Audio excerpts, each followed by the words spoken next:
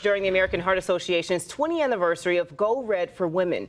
This year's Milwaukee luncheon is tomorrow at the Pfister Hotel. Joining us now is one of this year's featured speakers, Sarah Praber. Sarah, you were born with a congenital heart disease. Can you share a little bit of your story? Yeah, I was born with a rare type of hypertrophic cardiomyopathy. And so by the time I was 2 years old, my heart was essentially the size of an adult's heart. I had open heart surgery at 2.5 years old. And at that point in time, that surgery hadn't been done on young children at that point. So it was kind of new. And how does that translate into your adulthood? How does that work? Well, HCM doesn't really have a cure, and it's something that I'm just learning to live with no matter what. And it's followed me into adulthood and into being a full-time working mom with 3 kids. And now newest is my youngest. He's about 2.5. And he too has been diagnosed with the same rare version of hypertrophic cardiomyopathy. And I guess just knowing what I went through and what I grew up with, that my son Lewis is soon going to have to do that too.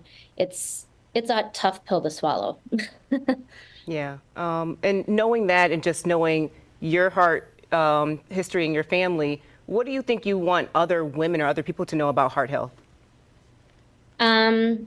Well, I guess the biggest thing for me is for the American Heart Association, they're celebrating 100 years and they're celebrating the Go Red for Women 20th. And that is amazing. It's an amazing accomplishment. But my heart disease is one that doesn't have a cure. I'm still waiting. Using the term a survivor sometimes just makes me uncomfortable. I don't always feel like I identify well with that.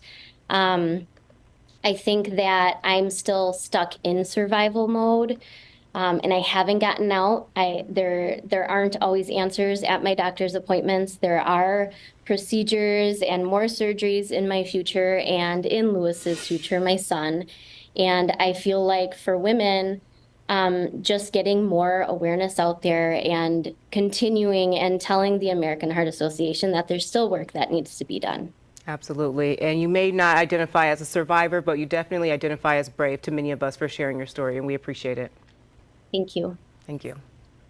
You can have more information if you want to find out about Go Red for Women and how to get involved on WISN.com/links.